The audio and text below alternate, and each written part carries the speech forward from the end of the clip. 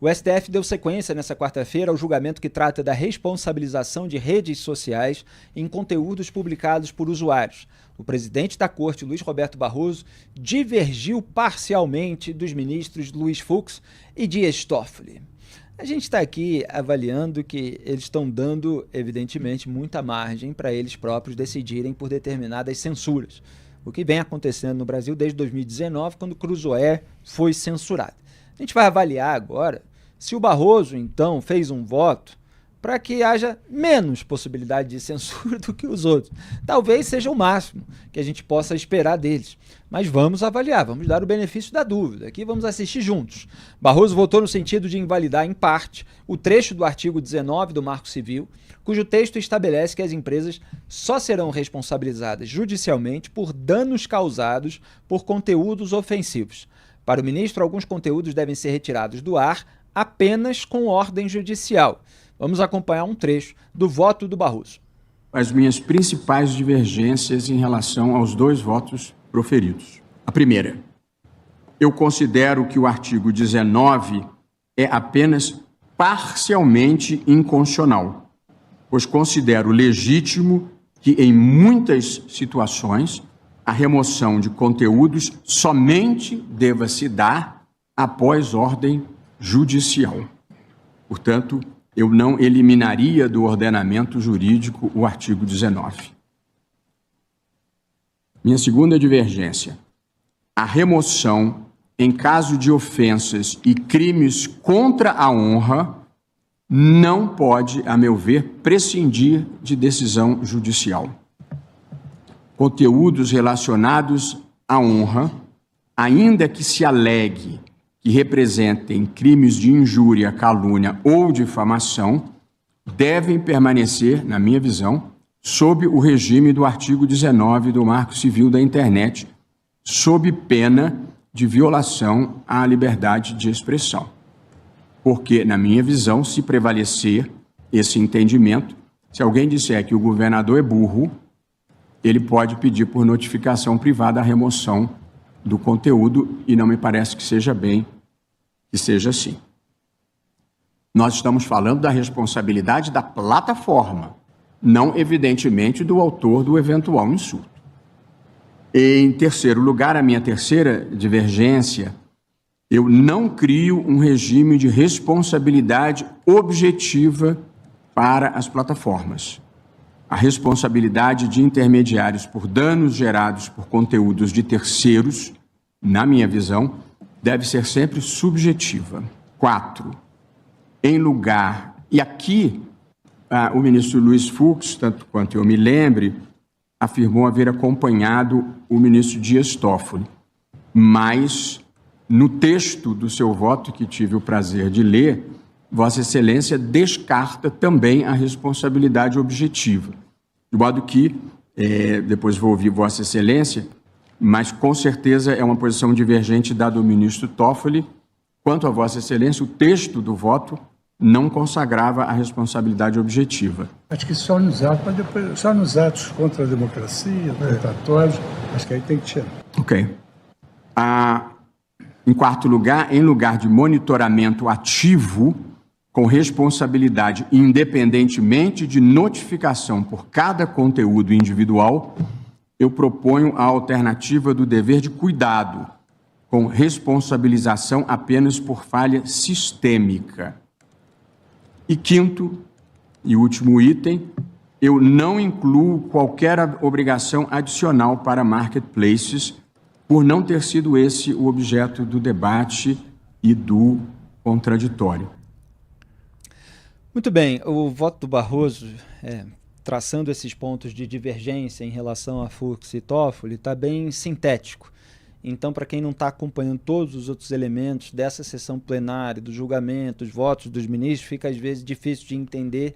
A gente vai aos poucos, porque acabou de sair esse voto, pouco antes da gente entrar no estúdio, fazer o escrutínio aqui. Mas eu pego um ponto específico.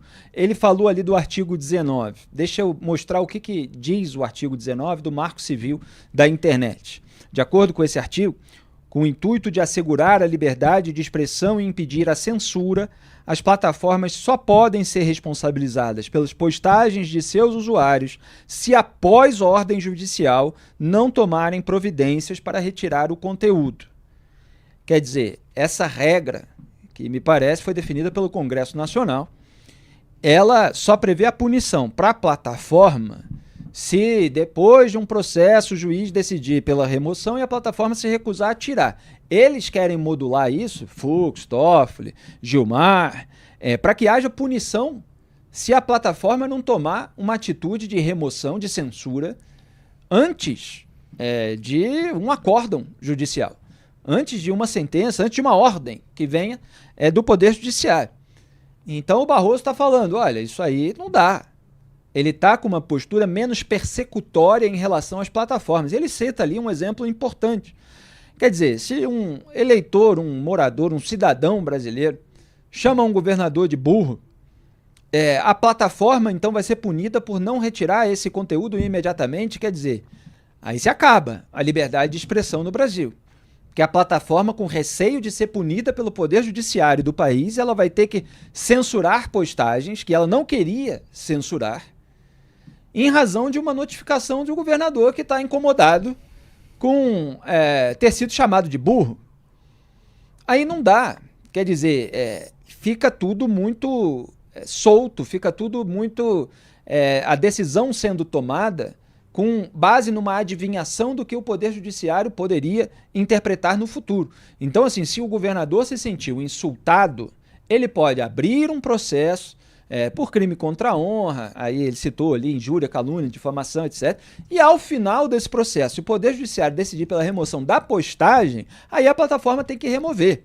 Agora, não por notificação que venha imediatamente, e aí faz uma remoção absolutamente instantânea. Então, Duda Teixeira, o Barroso está com um voto um pouco mais modulado. A situação ideal é que a gente tem hoje, né? Você pode ter uma notificação, a plataforma segura o conteúdo no ar, isso vai para a justiça e aí o juiz decide e pede e a plataforma tira. Essa é a melhor maneira de preservar a liberdade de expressão. E o Duda Teixeira estava fazendo a análise aqui do voto do Barroso no caso do julgamento sobre responsabilidade das plataformas de rede social. Barroso fez um voto um pouco mais ameno, um pouco mais modulado, menos persecutório, né? É a expressão, acho que mais correta do que o de Dias Toffoli e de Luiz Fux. Fala, Duda. O que o Barroso está tentando fazer ali é falar assim, olha, as plataformas elas só podem ser responsabilizadas e ter que derrubar o conteúdo sem ordem judicial, em alguns casos e em outros não. Cria umas situações em que a coisa pode acontecer e outras não. Só que é muito difícil, quando você olha as postagens nas redes sociais, se isso é só uma questão de crime contra a honra, possível crime contra a honra, ou se é outras coisas. Então, o que ele está dizendo ali é chamar o governador de burro, tá ok, porque isso aí é só um xingamento. Queria ver falar o ministro do STF. Pois é. E a gente pode ter essa liberdade, né? Agora, nos casos que teve notificação aqui no Brasil, tem muito caso de gente, por exemplo, criticando governador ou prefeito por fracasso nas políticas públicas, né? E esses prefeitos e governadores acionaram a justiça. Agora, às vezes você pega uma publicação e você não sabe direito se é um crime contra a honra, se é só criticando alguma política. É muito difícil, às vezes, fazer esse tipo de diferenciação. E aí, se você cria uma situação dessa com o Barroso, que na verdade você está dando chance para que sim, a plataforma vai ficar insegura de qualquer maneira. Exato. E vai começar a derrubar tudo. Até porque tudo eles consideram atentado à democracia se eles não gostam.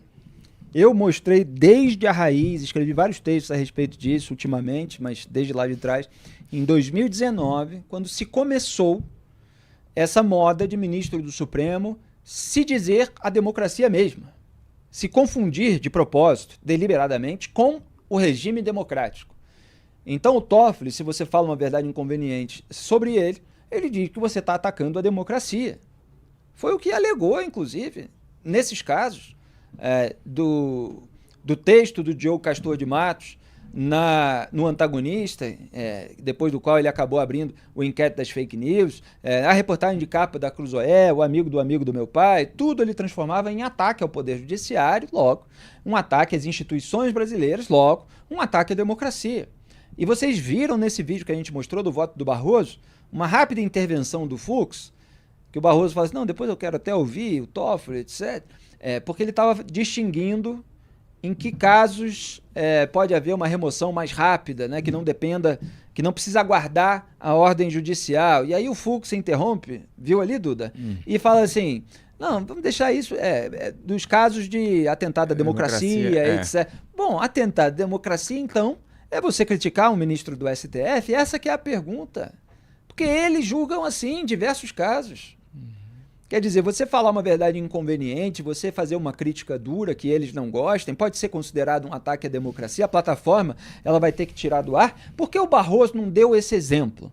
Porque o Barroso falou, se alguém chama o governador de burro, então uma notificação do governador vai obrigar a plataforma a tirar aquele conteúdo e aí ela vai ser punida se não tirar, sem que haja ordem judicial. Então a gente está prejudicando a liberdade de expressão. Por que o Barroso não falou? Se um cidadão brasileiro chamar um ministro do STF de burro, dá esse exemplo aí no plenário, vamos ver o que eles acham.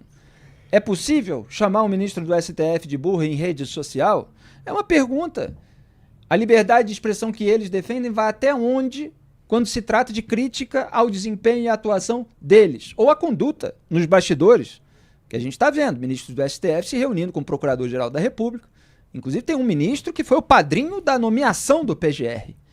Imagina se Sérgio Moro fosse o padrinho da nomeação do Deltan Dallagnol para determinados casos ou para um cargo em que ele fosse o denunciante para o juízo onde o Moro era competente. Mas o STF pode tudo.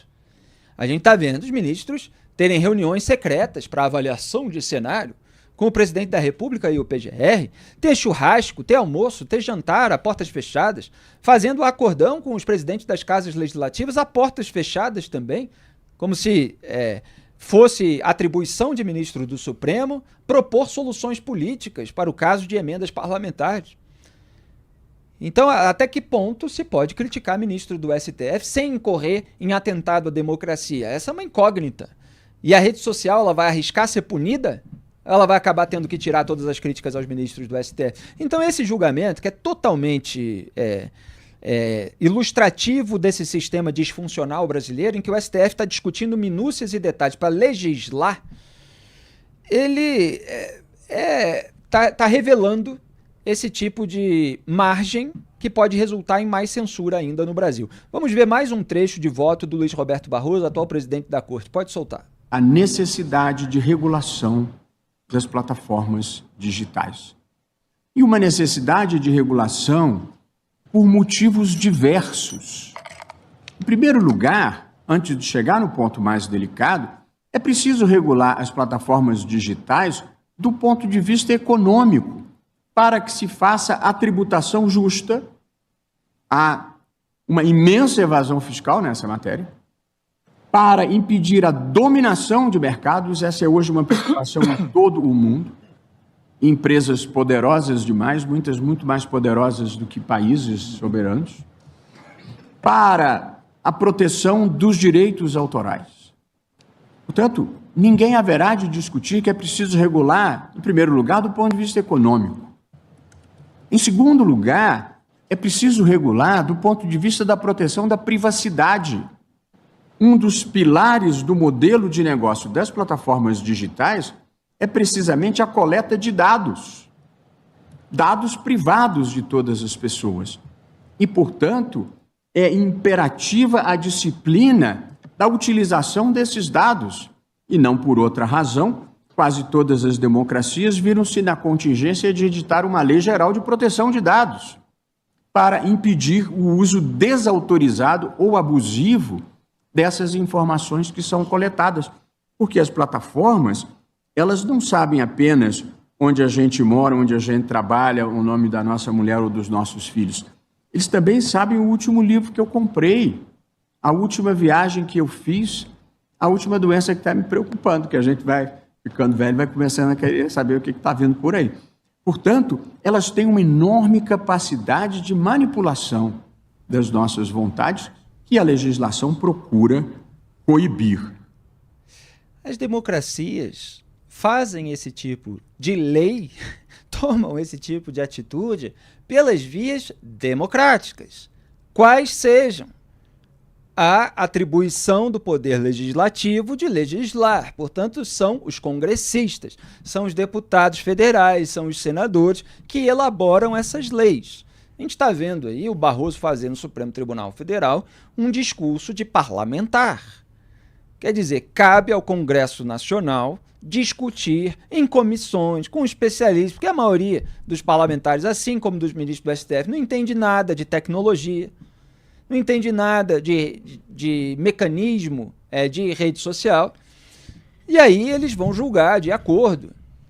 E, obviamente, pode haver pressão pacífica, legítima da sociedade para que se vote num sentido, para que se vote no outro. Agora, que 11 togados, que não tem preocupação alguma em prestar contas à sociedade, pelo que parece, ultimamente, decidam sobre essas minúcias, é uma discussão bastante fora do lugar.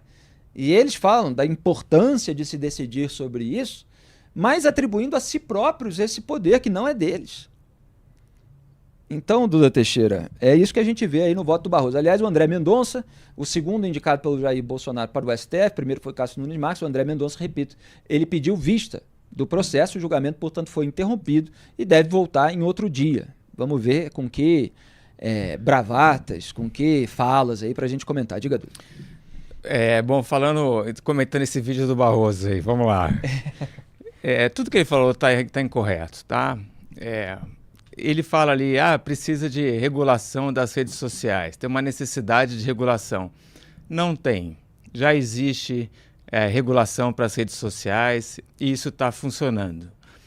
Já existe, só um parênteses, já existem leis no Brasil, quer dizer, se a pessoa ela tiver qualquer injustiça feita com ela em diversos pontos, seja na imprensa, seja na rua, seja numa estrutura pública, seja no ambiente privado, seja nas redes sociais, ela pode recorrer à justiça.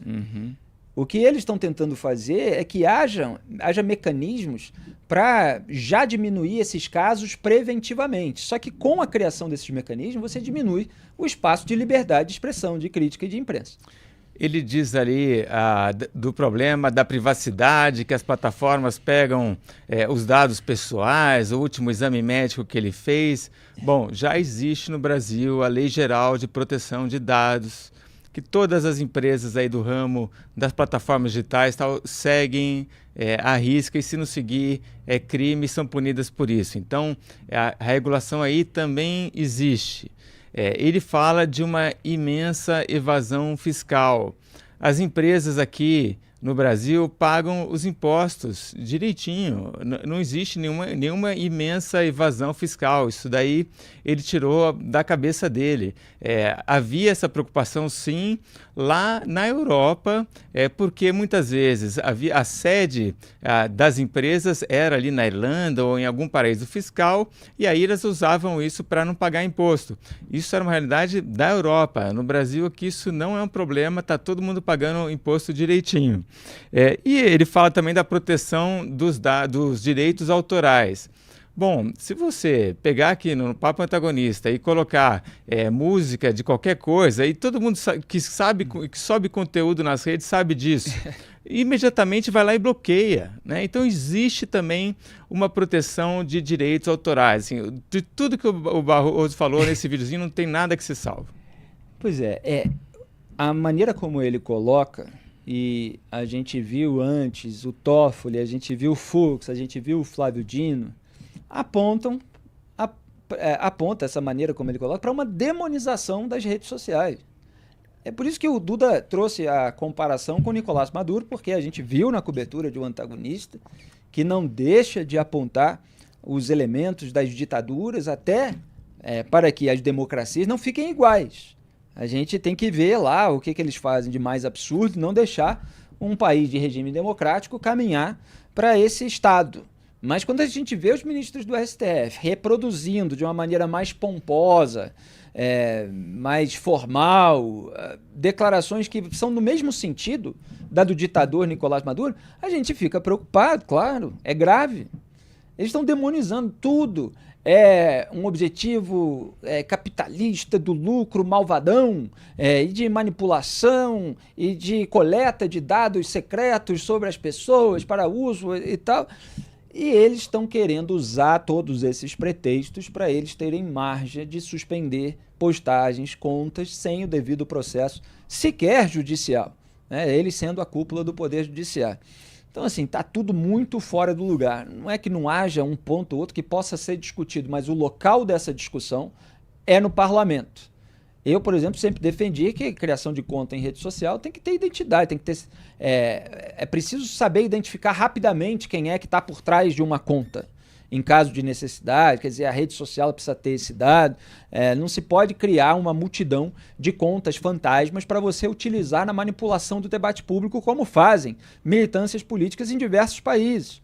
Então, esse tipo de regra é fundamental que exista. Agora, eles estão usando alguns debates legítimos para criar margem para coisas que realmente pioram, tornam a democracia mais próxima de uma ditadura, Duda.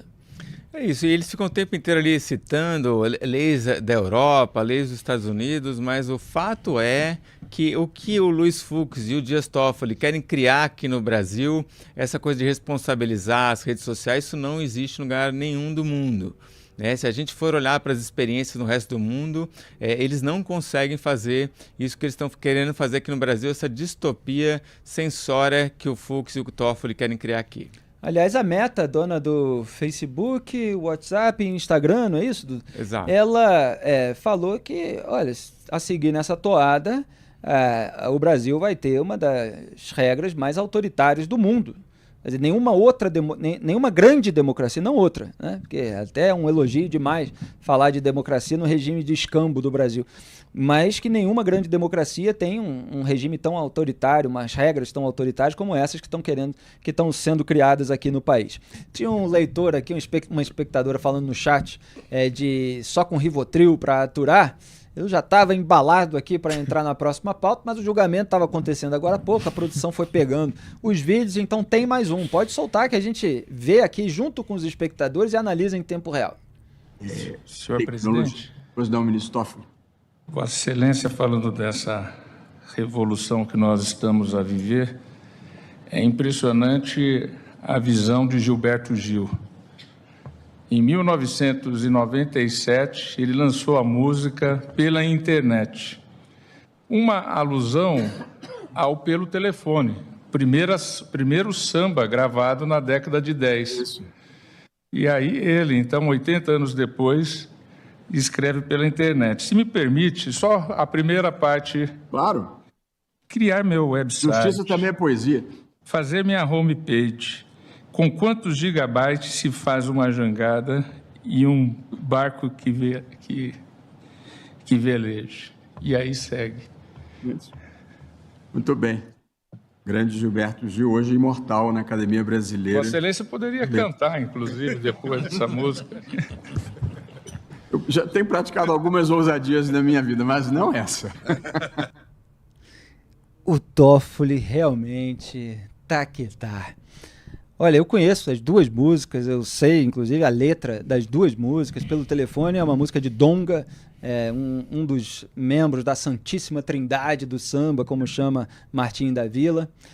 Donga, Pixinguinha e João da Baiana, aqueles que estavam ali na raiz da criação, do desenvolvimento desse ritmo musical. O Samba Pelo Telefone foi o primeiro samba gravado, ali na virada de 1916, 1917. O Gilberto Gil gravou pela internet, fazendo, evidentemente, uma referência ao Pelo Telefone diante do advento aí desse mundo virtual, dos sites, das redes sociais, etc. Agora, o que tem a ver com a discussão específica? Quer dizer, se a letra do Gilberto Gil tivesse um elemento premonitório, vamos dizer assim, dessa questão que fosse apontado pelo Toffoli, tinha alguma razão de ser. Mas o Toffoli está tão assim... viajando nessas discussões do plenário, que assim, a discussão é sobre internet, lembrei de uma música. Como é que ele falou no começo? Eu até anotei. Dessa revolução falando nessa revolução que nós estamos a viver... E aí você fala assim, lá vem o Toffoli. Porque outro dia foi o trem. Lembra do trem? O trem que ele usou para citar as músicas, o Trem Azul, do Milton Nascimento. Porque, foi a comparação que ele fez da comunicação online, das redes sociais, quer dizer, você tem aí a possibilidade de se comunicar com outras pessoas, a sua publicação ela vai atingir outras pessoas. Ele fez uma comparação com a época de surgimento das ferrovias. E aí a ferrovia liga um ponto e outro, e a comunicação, mas aí como é que você tem a segurança em cada ponto, etc. E aí você não conseguia muito estabelecer qual é o vínculo lógico com a discussão. Então ele virou essa figura que traz assim uns momentos supostamente culturais aleatórios na discussão pública. Ela, evidentemente, não ganhou nada com a intervenção do Toffoli. Duda Teixeira. Bom, vamos lá. Citar essa música do Gilberto Gil, quando sai essa música, é uma música que acho que foi a grande primeira música que fala ali da internet. Depois, tudo que ele fez nessa mesma linha parecia mais propaganda de operadora de celular, né? Mas quando ele publica isso daí, o Gil, ele estava celebrando essa possibilidade de qualquer pessoa ir lá e criar uma homepage, navegar no Infomar, né? Que ele fala, sei lá, tem uma coisa assim. E essa alegria de poder se expressar, se manifestar, conseguir falar com outras pessoas, de contactar no várias inteiro. Pessoas do mundo. Exato. Era no fundo, a música do Gil era uma celebração da liberdade de expressão, né? Exatamente. Quem assiste agora essas reuniões aí do plenário do STF é o oposto total, né? Ele puxa esse outro momento do Brasil de um artista criativo celebrando a liberdade de expressão, mas o STF estava cantando hoje... o que estava acontecendo naquela época, que é uma das funções da música, da arte, é você registrar como uma crônica aquelas novidades. Por exemplo, um trecho, Duda, para ilustrar o que você está dizendo, que é um trecho assim, mais repetido da música, quase como um refrão. Ele fala, eu quero entrar na rede para manter o debate, juntar via internet um grupo de tietes de Connecticut. E aí ele fala, eu quero entrar na rede, promover o debate, e repete isso, e fala... Enfim, é isso. Um barco que veleje nesse Infomar, que aproveite a vazante da Infomaré, que leve meu e-mail até Calcutá, depois de um hotlink, quer dizer, brincando com essas palavras, com esses anglicismos, tem nada a ver. Tem um momento que ele fala de máfia, de hacker, de vírus, etc. É uma menção muito rápida. Há problemas que são intrínsecos. Agora, tem nada a ver com a discussão sobre censura. Era justamente, como o Duda falou, uma celebração daquele momento. O STF hoje é o oposto dessa alegria que o Gilberto Gil tinha quando estava celebrando a internet. É totalmente o oposto. Ele falava em conectar, inclusive. Quer dizer, tem uma expressão aqui. Eu quero entrar na rede para contactar os lares do Nepal, os bares do Gabão. Aí ele faz a referência ao samba pelo telefone, que o chefe da polícia carioca avisa pelo celular que lá na Praça 11 tem um videopoker para se jogar, porque a letra original do samba é o chefe da polícia. O chefe da polícia manda me avisar que na Carioca há uma roleta para se jogar, e ele está falando de videopoker, porque evoluiu, porque agora tem as máquinas, etc. A música do Gil é sobre isso. Toffoli bota ali, porque ele está brincando com um caso sério, enquanto tenta legislar a favor da censura. A gente vai mostrar aí um trecho, agora sim, do André Mendonça, que pediu vista agora há pouco. Pode soltar. Ou seja, eu talvez até faria uma distinção nessa questão, até porque a democracia se faz pelo livre exercício público da razão e do discurso, ainda que imerecidos, injustos e até mesmo ofensivos à honra, muitas das vezes. Então, acusar alguém de ditador, por exemplo, para uma pessoa comum, seja extremamente injusto, mas talvez a um político, em função de alguma atitude, faz parte do debate público que nós precisamos preservar. Não é talvez o ideal dos mundos, mas acho que a democracia tem ela se enriquece também pelas críticas ácidas e até mesmo injustas que as pessoas públicas estão sujeitas. E razão pela qual, por exemplo, eu tenho sérias dúvidas se nós deveríamos, nessas situações, determinar em si uma retirada. Porque nós estaríamos, em alguma medida, talvez cerceando indevidamente as críticas, mesmo as críticas que consideramos injustas e contra nós mesmos, né? Falta do desconhecimento, falta, talvez, de uma irracionalidade, uma série de elementos.